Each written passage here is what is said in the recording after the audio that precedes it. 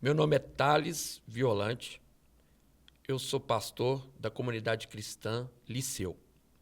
E a minha história com a igreja, ela começou muito cedo. Quando eu tinha meus 5 anos de idade, eu não lembro em detalhes, mas isso é com os relatos da minha mãe, mas eu tenho bastante flashes.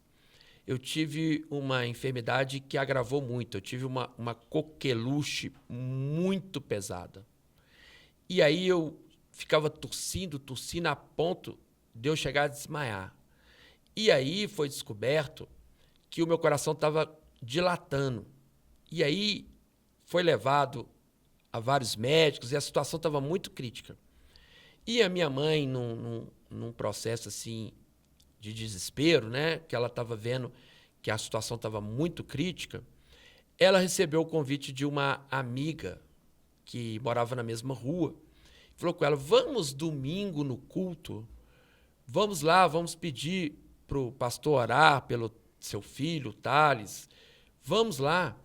E aí a minha mãe, ela foi e eu lembro que ela foi num culto da noite. Existia culto da manhã e culto da noite. Porque eu lembro que eu estava lá no primeiro banco com a minha mãe, eu lembro do coral cantando, e eu lembro que quando o coral acabou de cantar e o pastor começou a falar, eu lembro que eu entrei numa crise de tosse. E não parava, e não parava. E a minha mãe, muito envergonhada, porque ela não conhecia ninguém, foi a primeira vez que foi.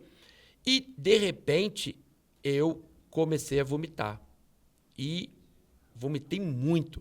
E ali eu sujei minha mãe, quem estava do banco do lado. E aí algumas mulheres, né, as obreiras, elas vieram e acolheram minha mãe, me pegaram, me ajudaram, me levaram lá para a parte de trás da igreja e fizeram um cuidado muito especial comigo e com a minha mãe. Porque a minha mãe ficou em choque com aquela situação de vergonha, de tudo, e ela se sentiu muito acolhida. E, consequentemente, ela passou a frequentar a igreja. Porém, isso era um domingo à noite, e na quinta-feira eu tinha feito um raio-x do pulmão e do coração, ou seja, do pulmão já pegava o coração muito dilatado, então eu estava numa situação muito crítica. E segunda-feira, eu fui para casa com a minha mãe e dormi muito bem.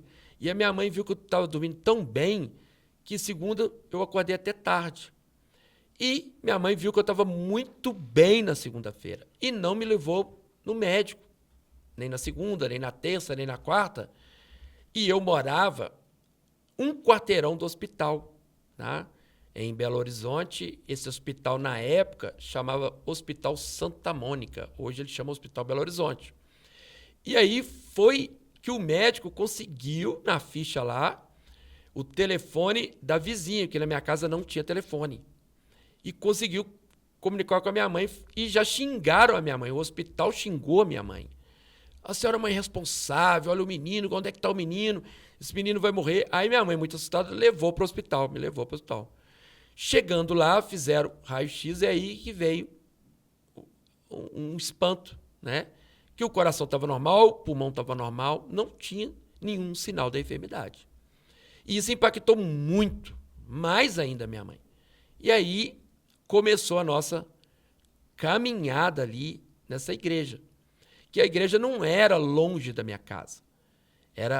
A minha casa era um quarteirão do hospital e a igreja era outro quarteirão depois do hospital. E aí a gente ia a pé, né? Eu tive uma infância muito pobre. Porém, eu vim a descobrir que eu era pobre lá com 16 anos, 16, 17 anos. Mas ali na minha infância, com 7, 8, 10, 11, 12, 13 anos, eu não sabia que eu era pobre. Porque era tanta coisa para fazer, era tanta brincadeira, era tanta informação que eu não percebi. Eu tive uma infância que foi muito suprida com brincadeira de rua, essas coisas todas. E com 10 anos aconteceu um episódio que foi assim, o que culminou na minha relação com a leitura. Eu, com 10 anos, eu fiquei muito impressionado com a Olimpíada de Moscou, onde que teve uma apresentação fantástica. Eu estava assistindo com meu pai e vendo pela televisão. E aí eu perguntei ao meu pai, que eu sabia que existiam os Estados Unidos, eu falei, por que os Estados Unidos não estão aí? Que meu pai falava muito dos Estados Unidos. E meu pai falou assim, os Estados Unidos boicotou. Eu falei, o que é boicote? Ele falou assim, ele não foi por motivos políticos. E aí eu, querendo saber aquilo, e meu pai, como ele trabalhava viajando, ele viajava na segunda e voltava só na sexta, eu fiquei meio assim, o que eu faço? E aí teve um tio meu, irmão da minha mãe, que falou comigo. Eu também perguntei para ele, porque meu pai não estava presente, falei, tio, o que aconteceu? Aí meu tio já me trouxe uma outra informação. A União Soviética é comunista e os Estados Unidos é capitalista, e eles se odeiam. Falei, mas tio, é isso? Aí meu tio falou assim, por que você não vai na Barça ler? A minha casa não tinha Barça, não era qualquer pessoa que tinha Barça, mas uma vizinha tinha. E aí eu ia lá perturbar ela, sabe? E aí eu comecei a ler a Barça. E, consequentemente, lá na igreja que a gente começou a frequentar, eu, na hora do culto, eu era transferido para a salinha dominical, as salinhas de escola dominical de crianças. Hoje as pessoas chamam de kids. E lá tinha muito ensino bíblico que aguçava o nosso imaginário. Era uma exposição dos textos bíblicos numa forma ficcional, onde a professora ela colava numa flanela na parede, os personagens bíblicos ficavam colados, tinha um velcro, e ali eu fui desenvolvendo o conhecimento bíblico. Então, eu fui colocando lado a lado tanto o conhecimento bíblico, que eu fui aprendendo sobre a Bíblia, e eu fui também lendo coisas paralelas à política, à geografia, à história, devido a uma curiosidade minha em relação à Olimpíada de Moscou, que foi em 1980. E quando eu comecei a ler a Bíblia mesmo, que quando você está ali com 11 anos, como eu comecei a ler, e eu já tinha iniciado a minha leitura na Barça, chegou um momento que eu estava lendo o Evangelho de Mateus, e aí falou assim que Jesus saiu da Judéia e foi para Galiléia, caminhou para Galiléia. Eu falei, mas o que é Judéia? O que é Galiléia? E aí eu comecei a fazer uma leitura bíblica paralelo com a Barça, sendo que a Barça ela ia me mostrando a geografia, a história, a política e até a filosofia da época.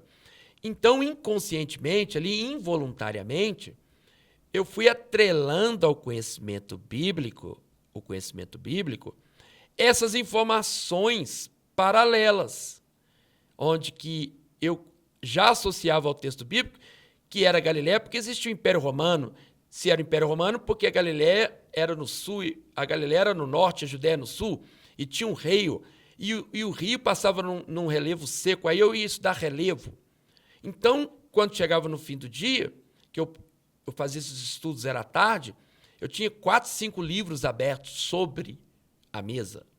E aí eu fui criando esse imaginário muito profundo. Isso também trouxe um problema na escola, porque você está lá na escola e você está no primário, né? Aquela primeira, segunda, terceira, quarta série, né? Eu estava com 10 anos e aí você está naquela transição para sair da quarta para a quinta série.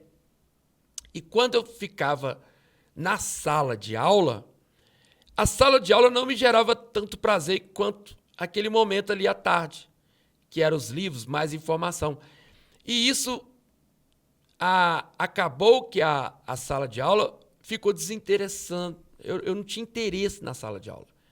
E ali o professor foi chamando a atenção, eu fui tendo problemas na escola, porque quando você tem um nível de prazer maior, coisa que tem nível de prazer menor, você não consegue associar. E eu fui para o que a gente chama hoje de primeiro grau, né? A quinta, sexta, sétima e oitava, esses 4 anos, foram 4 anos de tortura para mim.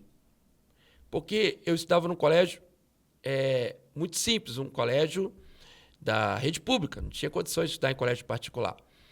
E quando o professor às vezes falava de alguma coisa, por exemplo, professor de história, professor de geografia, eu já tinha aquelas informações até mais evoluídas, então criou um certo problema, e aí acabou que eu se tornei assim um problema dentro da escola.